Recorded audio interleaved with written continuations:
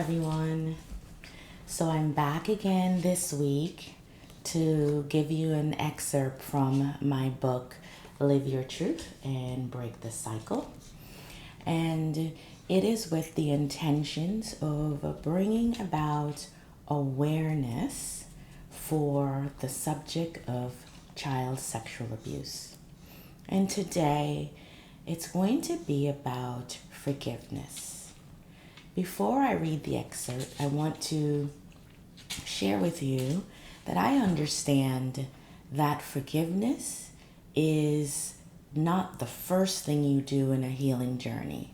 That forgiveness comes after you have worked through, understood, and unpacked your trauma. I also know that forgiveness is not an easy thing.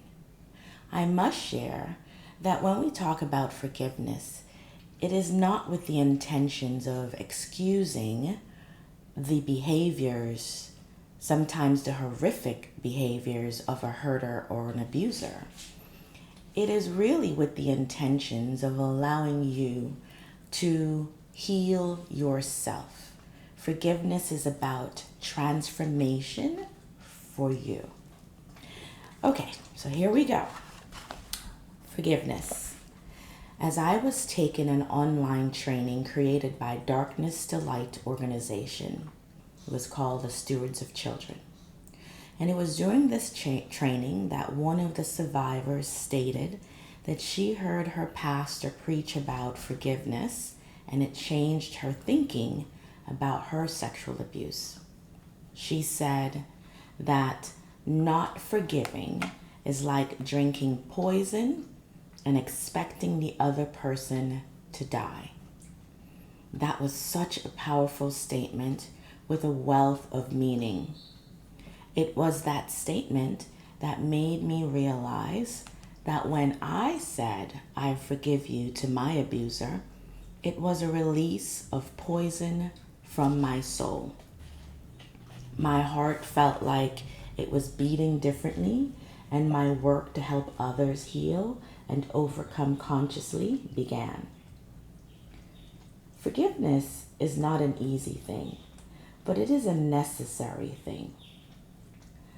I realized that I gave a lot of thought to my abusers prior to me reaching out and saying those words. I forgive you. I thought that once I released that negative energy from my heart, I would be a better wife, a better mom, and have more insight to help others. Through my journey, as I shared my story with those who needed to hear it, I would share about me confronting my abusers and that I forgave them. But it was not that easy. Forgiven is an easy word to say. It sounds nice and responsible. We say it sometimes without a true understanding on what it means. There are entire books on forgiveness. When I told my relative that I forgave him, I had no idea what those words meant. The words were orchestrated by my desperate need to move on with my life and be well. What does it really mean to forgive? We often say we forgive, but still carry around deep resentment. Then we didn't truly forgive, did we? I knew that forgiving him would not erase the memories of what he did. I knew that it would not change my hypersensitivity to the subject of sexual abuse. So, what was it for? And how could I truly forgive? So,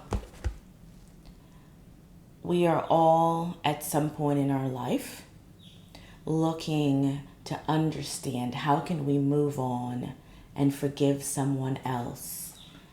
But the most important thing that I learned through this entire journey around forgiveness was this.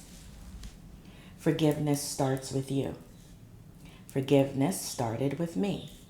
I had to forgive myself because there are many times when we go through a situation, a trauma, an abuse, a hurt, and because of shame and guilt, we take that responsibility and we turn the blame inward.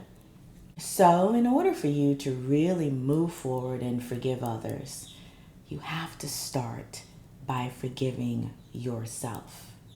So, today I encourage you, if you're on that healing journey and you're pondering the idea of forgiveness, I want to share two things with you. There are many layers of forgiveness. The first, what I want to share is forgive for yourself. Forgive for your transformation. But most importantly, before you can even think about forgiving someone else, start by forgiving yourself.